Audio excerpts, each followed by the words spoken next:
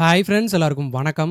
இந்த வீடியோவில் நாம எக்ஸாம் சாஃப்ட்வேர் வழியா நம்மளால MySQL வந்து யூஸ் பண்ண முடியும். அது எப்படி பண்றது அப்படின்னு தான் இந்த வீடியோ நம்ம டீட்டெயிலாக பார்க்க போறோம். வீடியோ ஃபர்ஸ்ட்லேருந்து லாஸ்ட் வரைக்கும் ஃபுல்லாக ஸ்கிப் பண்ணாம பாருங்க. அப்பதான் நான் சொல்லக்கூடிய எல்லா விஷயமும் தெளிவாக வந்து புரியும். வீடியோக்குள்ள போறதுக்கு முன்னாடி நீங்க இன்னும் நம்ம சேனலை சப்ஸ்கிரைப் பண்ணாம இருந்தா மறக்காம சப்ஸ்கிரைப் பண்ணி சப்போர்ட் பண்ணுங்க. வாங்க வீடியோக்குள்ள போகலாம். ஃபர்ஸ்ட் எக்ஸாம் கண்ட்ரோல் பேனல் வந்து ஓப்பன் பண்ணிக்கங்க. நாம நம்மளுடைய பிசியில் எக்ஸாம் சாஃப்ட்வேரை இன்ஸ்டால் பண்ணும் பொழுது MySQL அப்படின்ற ரிலேஷனல் டேட்டாபேஸ் மேனேஜ்மெண்ட் சிஸ்டம் அப்படின்ற சாஃப்ட்வேரையும் அதுவே நம்மளோட பிசியில் வந்து இன்ஸ்டால் பண்ணி கொடுத்துரும். நம்ம மேனுவலாக தனியாக போயிட்டு டவுன்லோட் பண்ணி இன்ஸ்டால் பண்ணுன்ற எந்த அவசியமும் கிடையாது. எங்கள் மாடியூலில் பாருங்கள் MySQL வந்து இருக்குது. இதுக்கு நேராக இருக்கக்கூடிய இந்த ஸ்டார்ட் ஆப்ஷனை கிளிக் பண்ணி ஸ்டார்ட் பண்ணிக்கோங்க. நாம் MySQL வெப் ப்ரௌசர் வழியே வந்து யூஸ் பண்ண போகிறோம் இந்த வீடியோவில். அதனால் நமக்கு அப்பாச்சி சர்வரும் தேவை. இந்த அப்பாச்சி சர்வரையும் நீங்கள் ஸ்டார்ட் பண்ணிக்கோங்க. ரெண்டையும் ப்ராப்பராக ஸ்டார்ட் பண்ணதுக்கப்புறம் இதை மினிமைஸ் பண்ணிக்கலாம். வெப் ப்ரௌசர் வந்து ஓப்பன் பண்ணுங்கள். வெப் ப்ரௌசரில் லோக்கல் ஹோஸ்ட் அப்படின்னு டைப் பண்ணுங்கள். டைப் பண்ணிவிட்டு என்டர் கொடுத்து சர்ச் பண்ணிங்கன்னா உங்களுக்கு இந்த பேஜ் வந்து வரும். இப்படி வந்தால் லோக்கல் ஹோஸ்ட் சர்வர் வந்து ப்ராப்பராக ரன் ஆகுதுன்னு அர்த்தம். இதில் மேலே PHP MyAdmin அப்படின்ற ஆப்ஷன் இருக்கும். இதை கிளிக் பண்ணுங்கள். இப்போ நீங்கள் ஸ்க்ரீனில் பார்க்குற மாதிரி PHP MyAdmin சொல்லிட்டு இந்த மாதிரி பேஜ் வந்து ஓப்பன் ஆகும். நம்மளுடைய பிசியில் எக்ஸாம் சாஃப்ட்வேர் இன்ஸ்டால் ஆகும் பொழுது MySQL வந்து இன்ஸ்டால் ஆகும் அப்படின்னு பார்த்தோம். நாம் MySQL ஒர்க் பண்ணணும், யூஸ் பண்ணணும் அப்படின்னா நம்மக்கிட்ட கண்டிப்பாக MySQLக்கான ஒரு அக்கௌண்ட் வந்து இருக்கணும். இந்த அக்கௌண்ட்டுக்குள்ளே நீங்கள் லாகின் பண்ணி போயிட்டு தான் உங்களால் MySQL டேட்டாபேஸ் கிரியேட் பண்ணுறதா இருக்கட்டும், டேட்டாபேஸ்க்குள்ளே டேபிள்ஸ் கிரியேட் பண்ணுறதா இருக்கட்டும், மற்ற எல்லா ஒர்க்குமே பண்ண முடியும். இப்போ நாம் MySQL நமக்கான ஒரு புது அக்கௌண்ட் கிரியேட் பண்ண போகிறோமானா இல்லை. நம்மளுடைய பிசியில் MySQL சாஃப்ட்வேர் வந்து இன்ஸ்டால் ஆகும் பொழுது டிஃபால்ட்டாக ரூட் அப்படிங்கிற பேரில் ஒரு MySQL அக்கௌண்ட் வந்து கிரியேட் ஆகும். அந்த ரூட் அக்கௌண்ட் தான் ஆட்டோமேட்டிக்காக நமக்கு இங்கே லாகின் ஆகி ஓப்பன் ஆகிருக்கு. உள்ள இன்டர்ஃபேஸ் எல்லாம் இந்த மாதிரி தான் இருக்கும்.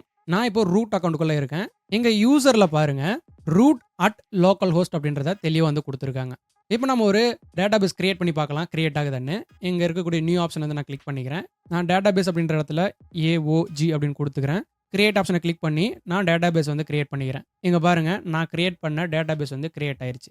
நாம் இது வரைக்கும் எக்ஸாம் அப்படின்ற சாஃப்ட்வேர் இன்ஸ்டால் ஆகும் பொழுது MySQL தான் நம்மளுடைய பிசியில் இன்ஸ்டால் ஆகுது. அதை நம்ம இங்கே ஸ்டார்ட் கொடுத்து யூஸ் பண்ணுறோம் அப்படின்னு நினைப்போம். உண்மை அது கிடையாது. MySQL வந்து இன்ஸ்டால் ஆகலை.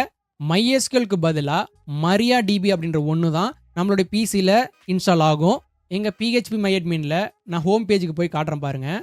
இதில் டேட்டாபேஸ் சர்வர் அப்படின்ற இந்த செக்ஷனில் சர்வர் டைப்பில் பாருங்கள் MariaDB அப்படின்னு தான் இருக்கும். MySQL அப்படின்னு இருக்காது. உள்ள MariaDB அப்படின்றத தான் யூஸ் பண்ணுறாங்க. அப்புறம் ஏன் எக்ஸாம் கண்ட்ரோல் பேனலில் இங்கே MySQLன்னு கொடுத்துருக்காங்க, MariaDBன்னு கொடுக்கலாமே அப்படின்னு கேட்கலாம். அது ஏன் அப்படின்றத இப்போ தெளிவாக சொல்கிறேன், கேட்டுக்கோங்க. 2015க்கு முன்னாடி வரைக்கும் எக்ஸாம்பிள் MySQL தான் யூஸ் பண்ணிட்டு இருந்தாங்க. அதுக்கு அப்புறம் தான் MariaDBக்கு மாறுறாங்க. ஏன் மாறுறாங்க அப்படின்னா 2010 MySQL அப்படின்றத ஆரக்கல் கம்பெனி வந்து வாங்குறாங்க. அதுக்கப்புறம் MySQL அப்படிங்கிறது கம்யூனிட்டி எடிஷன் அப்படின்னும் என்டர்பிரைசஸ் எடிஷன் அப்படின்னும் ரெண்டாக வந்து பெரியுது. கம்யூனிட்டி எடிஷன் அப்படிங்கிறது ஃப்ரீயாக நம்ம யூஸ் பண்ணக்கூடிய எடிஷனு.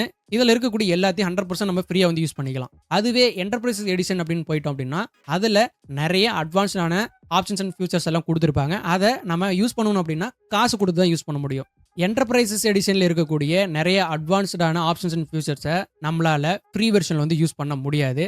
அதனாலேயே என்ன ஆச்சு அப்படின்னா MySQLக்கு ஆல்டர்னேட்டிவாக ஃபுல்லாக ஃப்ரீயாக கிடைக்கக்கூடிய ஓப்பன் சோர்ஸ் எடிஷனுக்கு வந்து நிறைய இடங்கள்ல மாற ஆரம்பிக்கிறாங்க. அந்த மாதிரி தான் எக்ஸாம்பும் 2015க்கு அப்புறம் MySQLக்கு பதிலாக MariaDB அப்படிங்கிற ஃபுல் அண்ட் ஃபுல் ஃப்ரீயான open source relational database management system அப்படின்ற சாஃப்ட்வேருக்கு மாறுறாங்க. MariaDB அப்படிங்கிறது MySQL டெவலப் பண்ண ஒரிஜினல் டெவலப்பர்ஸ் இருக்காங்க இல்லையா, அவங்க தான் டெவலப் பண்ணியிருக்காங்க. அதனாலேயே MariaDB அப்படிங்கிறது ஏறத்தாழ எல்லாமே MySQL இருக்கிற மாதிரியே இருக்கும். இதனாலேயே யூசர்ஸ்க்கு யூஸ் பண்ணும் பொழுது பெரிய டிஃப்ரென்ஸ் வந்து இருக்காது. எக்ஸாம் அப்படின்ற சாஃப்ட்வேரில் MySQL ரொம்ப வருஷமாக யூஸ் பண்ணிட்டு இருக்காங்க. இங்கே இருக்கக்கூடிய நேமை மாற்றிட்டோம் அப்படின்னா யூசர்ஸ்க்கு கன்ஃபியூஷன் வரும். அப்படிங்கிறதுனாலேயே ஸ்டாண்டர்டாக MySQL அப்படின்றதையே மெயின்டைன் பண்ணிட்டு இருக்காங்க. பேர் அளவில் மட்டும் உள்ள MariaDB வந்து யூஸ் பண்ணுறாங்க. இந்த வீடியோவில் நான் சொன்ன எல்லா விஷயமும் உங்களுக்கு தெளிவாக புரிஞ்சிருக்குன்னு நினைக்கிறேன். வேறு ஏதாவது சந்தேகம் இருந்துச்சு அப்படின்னா அதை மறக்காமல் கமெண்ட் செக்ஷனில் வந்து மென்ஷன் பண்ணுங்கள். இந்த வீடியோ உங்களுக்கு பிடிச்சிருந்துச்சுன்னா மறக்காமல் லைக் பண்ணி ஷேர் பண்ணுங்கள். முக்கியமாக நம்ம சேனலை சப்ஸ்கிரைப் பண்ணி சப்போர்ட் பண்ணுங்கள். மீண்டும் ஒரு நல்ல வீடியோவில் சந்திக்கலாம். பாய் கைஸ், தேங்க்ஸ் ஃபார் வாட்சிங்.